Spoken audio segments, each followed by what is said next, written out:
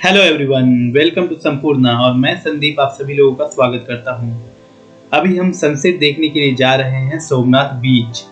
और अगर आपको सोमनाथ बीच जाना है तो समुद्र दर्शन पथ से आपको 5 रुपए का टिकट कटवाना पड़ेगा।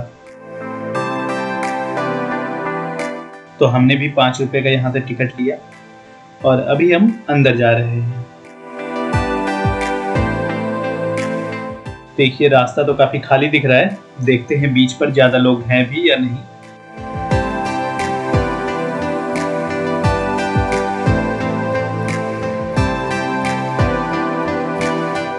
इन रास्तों से होते हुए हम समुद्र के पास पहुंच चुके हैं और देखिए अभी सनसेट होने ही वाला है और नज़ारा भी बहुत खूबसूरत दिखाई दे रहा है। आप भी इन नज़ारों के आनंद लीजिए।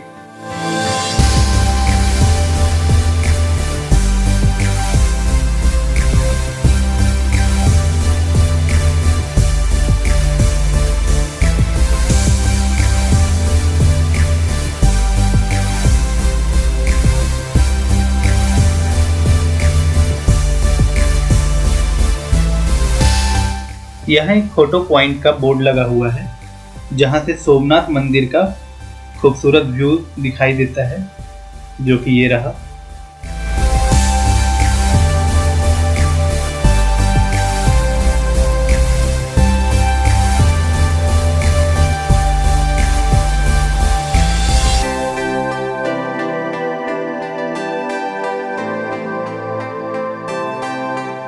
चलिए समुद्र के थोड़ा और नजदीक चलते हैं।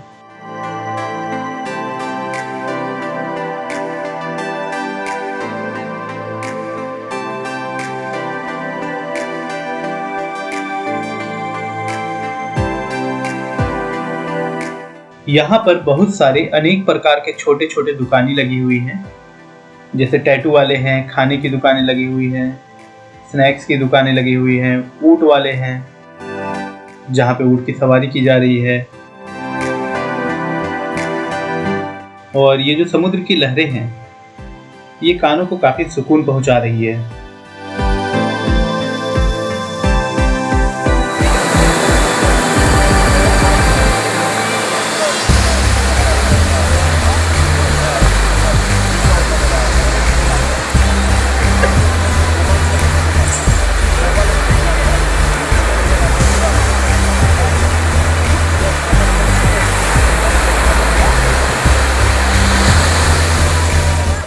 जैसे जैसे सनसेट नजदीक आ रहा है व्यू और भी खूबसूरत होता जा रहा है।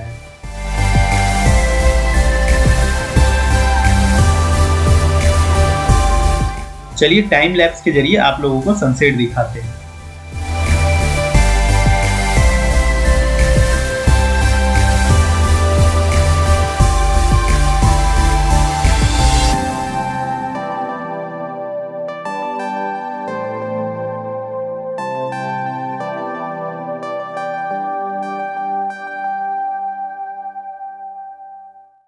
अब सनसेट हो चुका है और हम सोमनाथ मंदिर के बैक साइड जा रहे हैं।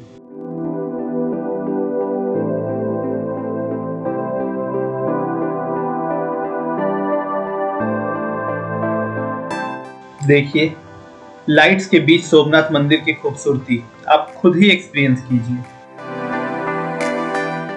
बहुत ही खूबसूरत है। सोमनाथ मंदिर में एक साउंड एंड लाइट शो होता है और इसके लिए आपको 30 रुपए का टिकट चार्ज देना पड़ेगा पर पर्सन। आप इसे देखने जरूर जाएं। हम भी वहीं जा रहे हैं, लेकिन सोमनाथ मंदिर में कैमरा अलाउड नहीं है तो हम वो दिखा नहीं पाएंगे। हम लोग साउंड एंड लाइट शो देखने जा रहे थे तो हमने देखा कि लक्ष्मी नारायण मंदिर जो सुबह बंद था अभी खुला हुआ है। तो आइए लक्ष्मी नारायण मंदिर के अंदर चलते हैं और आप लोगों को भी दर्शन करवाते हैं।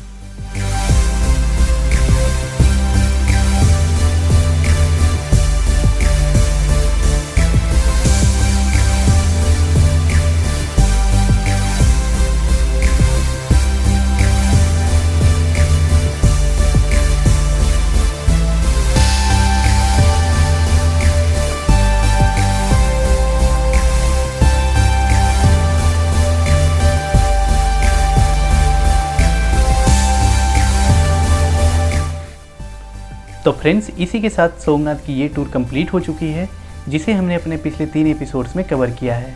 उम्मीद करते हैं कि आपको ये एपिसोड्स पसंद आए होंगे। अब बात कर लेते हैं सोमनाथ टूर से जुड़े हुए कुछ और जानकारियों के बारे में, जिसे हमने 4 पार्ट्स में डिवाइड किया है। पहला, कि आप सोमनाथ कैसे पहुंच सकते हैं। दूसरा, सोमनाथ पहुंच के आप कहां ठहर सकते हैं। तीसरा, यहाँ पे आप कौन कौन से प्लेसेस घूम सकते हैं और कैसे घूम सकते हैं। चौथा, इन सारे प्लेसेस को घूमने में और यहाँ पे ठहरने में आपको कितना खर्च आएगा। तो सबसे पहले बात कर लेते हैं कि यहाँ पे आप कैसे पहुँच सकते हैं, मीन्स आपका मोड ऑफ ट्रांसपोर्टेशन क्या होगा। तो उसके लिए आप बाई ट्रेन, बाई रोड और बाई एयर किसी भी मोड को प्रेफर कर सकते हैं। अगर आपको बाई ट्रेन आना है तो सोमनाथ और वेरावल 2 नियर बाई स्टेशंस हैं। अगर आपके प्लेस से सोमनाथ और वेरावल दोनों के लिए ही ट्रेन नहीं चलती है तो आप अहमदाबाद आ सकते हैं, जहां से फिर सोमनाथ जाने के लिए आपको 6.5 घंटे लगेंगे बाई ट्रेन। दूसरा ऑप्शन हो सकता है कि आप राजकोट, द्वारका, ओखा या फिर जूनागढ़ में से किसी एक प्लेस पे बाई ट्रेन आ जाए और फिर वहां से या तो बाई रोड चले जाएं, नहीं तो फिर दूसरे ट्रेन से जा सकते हैं। जूनागढ़ सबसे नज़दीक है, जो कि 2.5 घंटे की दूरी पे है। राजकोट से भी 4 से 4.5 घंटे लगते हैं और जामनगर आएंगे तो जामनगर से 6 घंटे लगेंगे बाई ट्रेन। दूसरा ऑप्शन है बाई एयर। अगर आपको बाई एयर आना है तो आप अहमदाबाद या जामनगर एयरपोर्ट पे आ सकते हैं। उसके बाद आप वहाँ से बाई रोड या फिर बाई ट्रेन सोमनाथ पहुँच सकते हैं। तीसरा ऑप्शन है बाई रोड। अगर आप बाई रोड आना चाहते हैं तो नियर बाई प्लेसेस से आप बाई रोड भी आ सकते हैं। इसकी रोड कनेक्टिविटी भी काफ़ी अच्छी है और सोमनाथ का बस स्टैंड सोमनाथ मंदिर के ठीक पास में ही स्थित है। अब बात कर लेते हैं कि सोमनाथ में कहाँ ठहरे। तो सोमनाथ ट्रस्ट की तरफ से 3 अतिथि गृह चलाए जाते हैं, जो कि हैं लीलावती, माहेश्वरी और सागर दर्शन। इसके अलावा यहाँ होटल्स और धर्मशालाएँ आसानी से अवेलेबल है। अगर आपको सोमनाथ आना है तो आप प्रेफर करें कि सोमनाथ मंदिर के पास ही अपना होटल लें, जो कि ईजिली अवेलेबल है और इसका रेंज आपको 500 रुपये से 3000 के बीच पड़ेगा। हम जिस होटल में ठहरे थे वो था होटल कृष्णा, जहाँ पे आपको काफ़ी आसानी से 1000 रुपये तक में अच्छा रूम मिल जाएगा। अब बात कर लेते हैं कि सोमनाथ में आप कौन कौन से प्लेसेस घूम सकते हैं और उनका ऑर्डर क्या होना चाहिए। तो इसके लिए हमने 3 डेडिकेटेड वीडियोज़ ऑलरेडी बना रखी हैं, तो आप उन्हें चेकआउट कर लीजिए। तो चलिए यहाँ हम शॉर्ट में बता देते हैं। तो आप सुबह सुबह आप अपने टूर का शुरुआत सोमनाथ ज्योतिर्लिंग के दर्शन के साथ करें। उसके बाद आप सोमनाथ मंदिर के ठीक सामने पुराने सोमनाथ मंदिर में जाएं, वहाँ पे भी महादेव के दर्शन करें और फिर वहीं पे पास में मिलेगा लक्ष्मी नारायण मंदिर, वहाँ पे आप दर्शन कर लें, क्योंकि दोपहर के टाइम हम जब गए थे तो वो मंदिर बंद था। इसके बाद आप एक काम करें, आप वहाँ पे ऑटो ले लें। ऑटो वाला क्या करेगा कि आसपास के सारे प्लेसेस को घुमा देगा।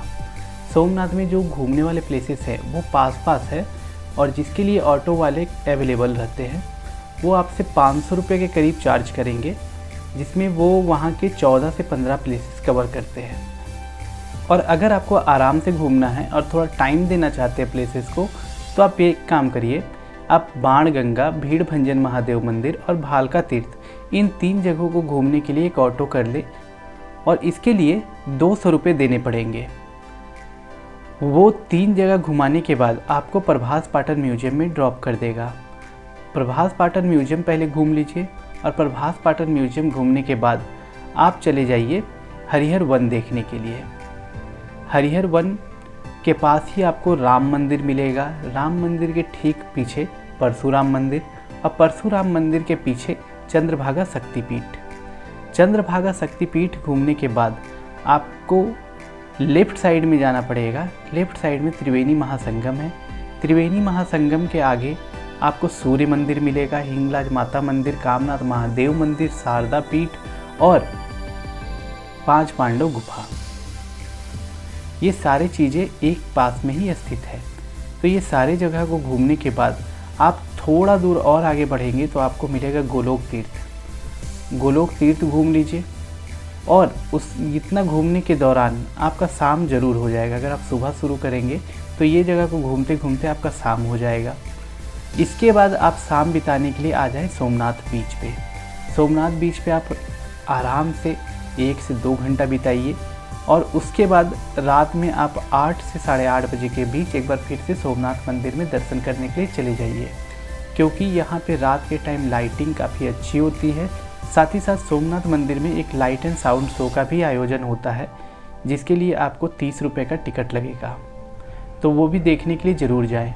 इस तरह से आप इस टूर को कर सकते हैं। इसी ऑर्डर में करें तो आपको आसानी से और कम समय में ये सारे प्लेसेस कवर हो जाएंगे। और आखिरी में हम बात कर लेते हैं एक्सपेंसेस की। तो एक्सपेंसेस में आपको यहाँ पे ठहरने के लिए जो खर्च लगेगा वो हम मान के चलते हैं कि 1000 रुपये फॉर 2 पर्सन लगने वाला है। फूड पे आपका 800 रुपये के करीब खर्च होगा 2 पर्सन के लिए। और अगर आप ऑटो से पूरे प्लेसेस को कवर करते हैं तो लगभग 500 रुपये हम लेकर के चलते हैं, तो टोटल आपका खर्च हो जाता है 2300 रुपये।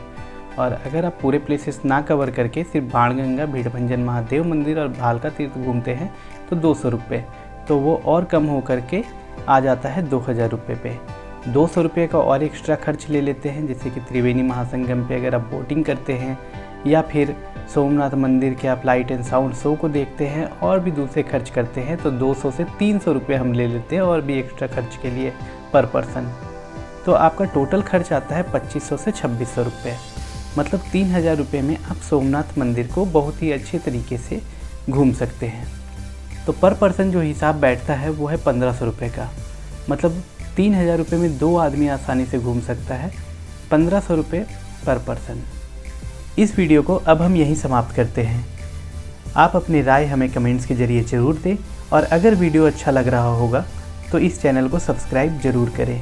मिलते हैं अगले वीडियो में हम एक नए प्लेस के साथ। एक नए यूटी में जाने वाले हैं हम, मतलब गुजरात से निकल करके हम पहुंचने वाले हैं दीव। तो अगले एपिसोड में हम दीव के एपिसोड 1 के साथ मिलते हैं। तब तक के लिए bye bye and thanks for watching Sampurna.